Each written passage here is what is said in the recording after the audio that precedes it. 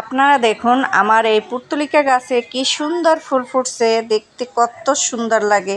আমার তো সকালবেলা ঘুম থেকে উঠে দেখি ফুলগুলো ফুটছে, আমার মনটা ভালো হয়ে গেল।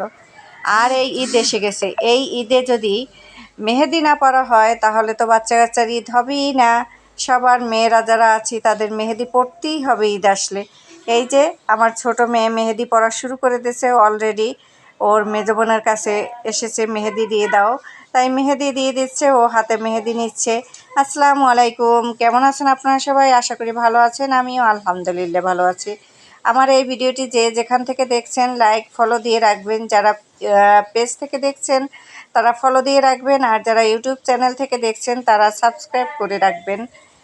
এই যে দেখুন মেহেদি দিয়ে দিচ্ছে আমার মেজো মেয়ে, ও খুব সুন্দর করে মেহেদি দেয়, সবসময় প্রতি বছরই ও মেহেদি দিয়ে দেয়। ওর হাতের কাজ অনেক সুন্দর, তাই ওর কাছেই মেহেদি দিতে বসে। আজকের সকালবেলা মেহেদি নিয়ে এসে বলতেছে আপু আমাকে মেহেদি দিয়ে দাও, তাই ওর হাতে মেহেদি পরিয়ে দিচ্ছে। এই যে মেহেদি ডিজাইনটা যতটুকু পেরেছে, ছোট মানুষ ততটুকুই চেষ্টা করছে।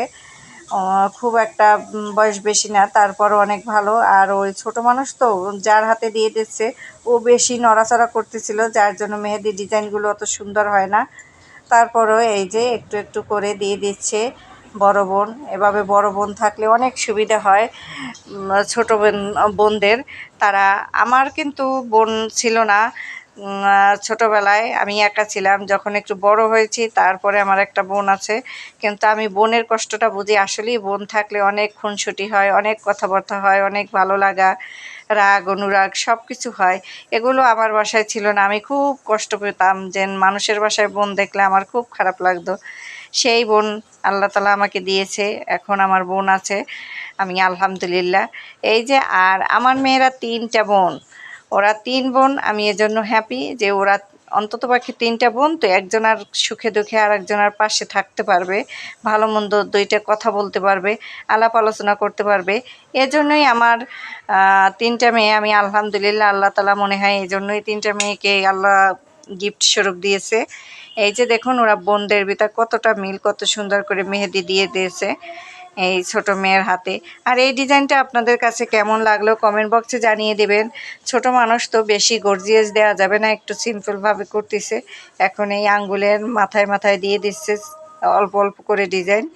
এই যে প্রত্যেকটা ডিজাইন ওর পছন্দ মতো, ও যেরকম বলছে ছোট মেয়ে সেরকমই ও ডিজাইনগুলো দেওয়ার চেষ্টা করছে। এই যে ওর মেহেদি দেওয়া হয়ে গেছে, এখন একটু ব্যালকনিতে এসে হাতটা দিয়েছে, আম্মু এভাবে ছবি তোলো, ভিডিও করো, একটু করলাম। এই যে দেখুন এই মেহেদিটাও অনেকটা প্রায় শুকিয়েও গেছে। এই এখন মেহেদি উঠাবে, উঠানোর পর কালারটা কীরকম হয় সেটাও আপনাদের দেখাবো, সাথে থাকবেন। এই যে মেহেদিগুলো সব উঠিয়ে ফেলতেছি, কিন্তু শক্ত হয়ে গেছে শুকিয়ে। মেহেদি এইটা একটু পাতলা, যার জন্য কালারটাও সুন্দর হয়েছে, আর শক্ত লেগে গেছে, এগুলো একটু পানি দিয়ে ধুয়ে ফেলতে হবে।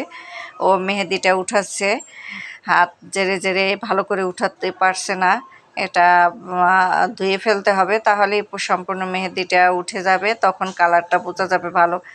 এই মেহেদি ডিজাইনটা দেখতে আপনাদের কাছে কেমন লাগে, বা আমার ভিডিও আপনার কাছে কেমন লাগে?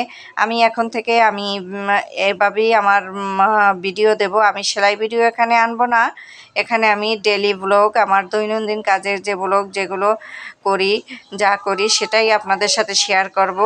আমি এই চ্যানেলে আর সেলাই ভিডিও নিয়ে আসবো না। সেলাই ভিডিও যারা দেখতে চান তারা কেডি এমব্রয়ডারিতে চলে যাবেন।